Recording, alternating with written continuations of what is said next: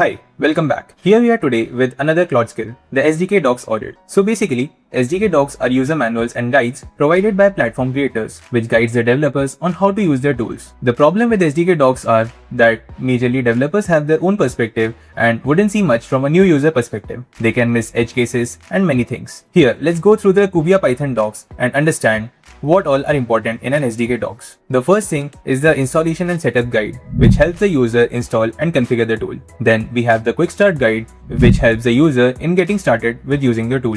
After that, the most important thing is the error handling page, which will help the user in handling exceptions and errors that they will face, and the troubleshooting page, which helps in handling the common issues. At last, we have the SDK examples and the best practices page, which will guide the user through how to use the tool properly. Now here, let's use the SDK Docs audit skill and understand how it is used to audit an SDK Docs. We will take the same example of the Kubia Python docs. You can see that here we have all the 14 pages for SDK Docs fetched, and it gave us an HTML report which shows us the 6 most important pages and how their quality is. It suggests the recommendations of what can be fixed in the SDK Docs and how to make it better. You can see that the installation guide has a score of 74, the quick start guide has a score of 72, and such that with the rest of the pages. So this is how it is so easy to audit an SDK Docs and understand what is the weakness. Thank you.